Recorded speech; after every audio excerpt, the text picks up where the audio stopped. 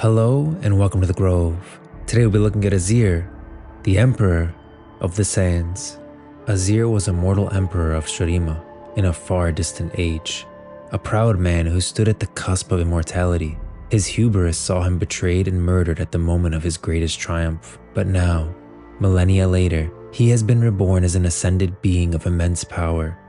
With his buried city risen from the sands, AZIR seeks to restore Shurima to its former glory. Thousands of years ago, the Shuriman Empire was a sprawling realm of vassal states conquered by powerful armies, led by the all-but-invincible warriors known as the Ascended. Ruled by an ambitious and power-hungry emperor, Shurima was the greatest realm of its day, a fertile land, blessed by the power of the sun that shone from a great golden disk floating atop the temple at the heart of its capital. The youngest and least favored son of the emperor, AZIR, was never destined for greatness.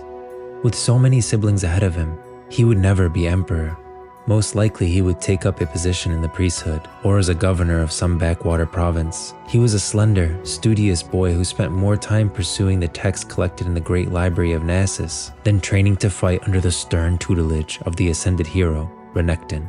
Amid the twisting shelves of scrolls, books, and tablets, AZIR met a young slave boy who visited the library almost every day in search of texts desired by his master. Slaves in Shurima were forbidden to take names, but as the two boys became friends, AZIR broke that law and called his new friend Xerath, which means one who shares. He appointed Xerath, though he was careful never to endanger him by naming him publicly, as his personal slave, and the two boys shared their love of history by learning all they could of Shurima's past and its long legacy of ascended heroes. While traveling with his father, brothers, and Renekton on their yearly tour of the Empire, the royal caravan stopped at a well-known oasis for the night. AZIR and Xerath stole away in the middle of the night to draw the stars and add their own celestial maps to those they had studied in the great library.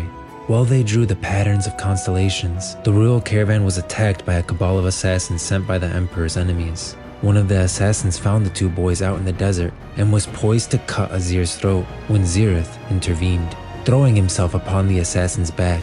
In the ensuing melee, AZIR freed his dagger and plunged it into his attacker's throat.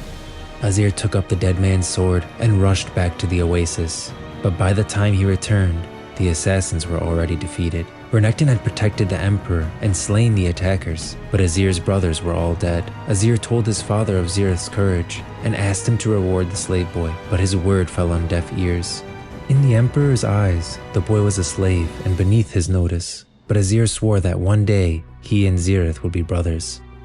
The emperor returned to his capital, with the 15-year-old AZIR now his heir, and unleashed a merciless campaign of bloodshed against those he believed had sent the assassins. Shurima descended into years of paranoia and murder as the emperor took revenge on any he suspected of treason.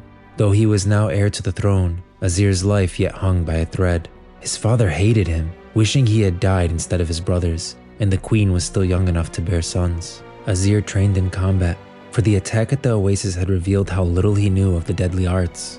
Renekton took up the task of teaching the growing prince, and under his aegis, AZIR learned to wield sword and spear, to command warriors, and to read the ebb and flow of battle.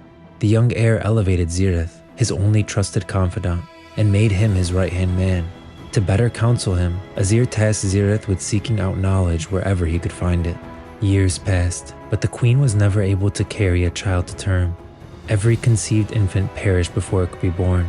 So long as the queen remained barren, AZIR's life was relatively safe. Some around the court believed a curse was at work, and a few even whispered the young heir's name in connection with this, though AZIR claimed innocence and even executed some who dared voice such accusations openly. Eventually, the queen bore a healthy son, but on the night of his birth, a terrible storm engulfed Shurima.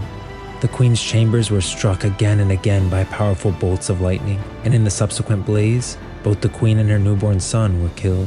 It was said the emperor went mad with grief and took his own life upon hearing the news, but tales soon spread of how he and his guards had been found lying in pieces on the palace floor, their bodies little more than charred skeletons. AZIR was shocked by their deaths, but the empire needed a leader, and with Xerath at his side, he took control of Shurima as its emperor. Over the next decade, he expanded Shurima's borders and ruled with a harsh but just hand.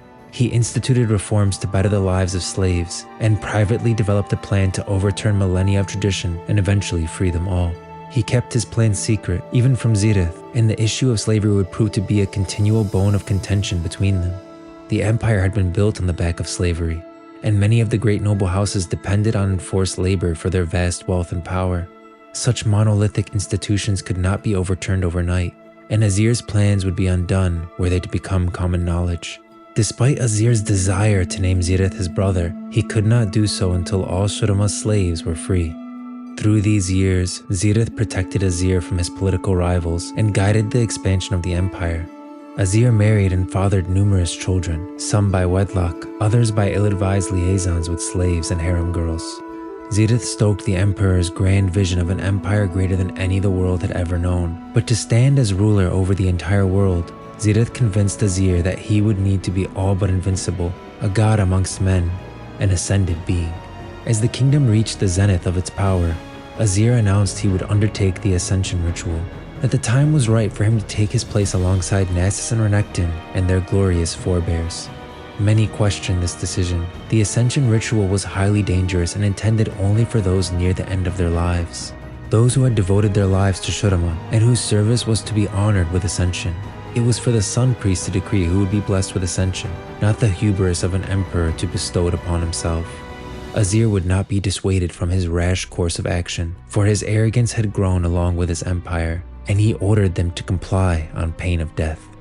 The day of the ritual finally came, and AZIR marched towards the dais of ascension, flanked by thousands of his warriors and tens of thousands of his subjects. The brothers Renekton and Nasus were absent, having been dispatched by Zirith to deal with an emergent threat. But still AZIR would not turn from what he saw was his great destiny. He climbed to the great golden disc atop the temple at the heart of the city, and in the moments before the Sun Priest began the ritual, he turned to Zirith and finally freed him. And not just him, but all slaves. Zirith was stunned in speechlessness, but AZIR was not yet done. He embraced Zirith and named him his eternal brother, as he promised he would all those years ago. AZIR turned as the priest began the ritual to bring down the awesome power of the sun. AZIR was unaware that Zirith had studied more than just history and philosophy in his quest for knowledge. He had learned the dark arts of sorcery, all the while nursing a desire for freedom that had grown like a cancer into a burning hatred.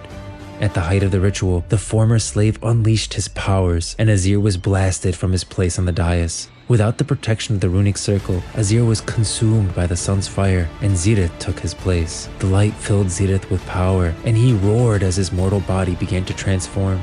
But the magic of the ritual was not intended for Zirith, and such awesomely powerful celestial energies could not be diverted without dire consequence. The power of the ascension ritual exploded outward, devastating Shurima and laying waste to the city. Its people burned to ash, and its towering palaces fell to ruin as the desert sands rose up to swallow the city. The sun disk sank from the sky, and what had taken centuries was brought to ruin in an instant by one man's ambition and another's misplaced hate. All that remained of AZIR's city were sunken ruins and echoes of its people's screams on the night winds.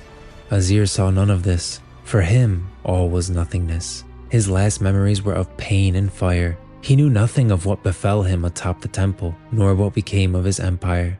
He remained lost in timeless oblivion until, thousands of years after Shurima's doom, the blood of his last descendant spilled onto the temple's ruins and resurrected him. AZIR was reborn, but was yet incomplete. His body little more than animate dust given form, held together by the last vestiges of his indomitable will. Gradually resuming his corporeal form, AZIR stumbled through the ruins and came across the corpse of a woman with a treacherous knife wound in her back. He did not know her, but saw in her features the distant echo of his bloodline. All thoughts of empires and power were forgotten as he lifted this daughter of Shurima and bore her to what had once been the oasis of the dawn. The oasis was empty and dry, but with every step AZIR took, clear water began filling the rocky basin. AZIR immersed the woman's body in the restorative waters of the oasis, and as the blood washed away, only a faint scar remained where the blade had pierced her. And with that act of selflessness, AZIR was lifted up in a column of fire as the magic of Shurima renewed him, remaking him as the ascended being he was meant to become. The sun's immortal radiance poured into him, crafting his magnificent, hawk-armored form and granting him the power to command the very sand itself. AZIR lifted his arms, and his ruined city shrugged off the dust of centuries spent beneath the desert to rise anew. The sun disk lifted into the sky once more, and healing waters flowed between temples, heaving themselves back into the light at the Emperor's command. AZIR climbed the steps of the newly risen Sun Temple, weaving the desert winds to recreate the city's last moments.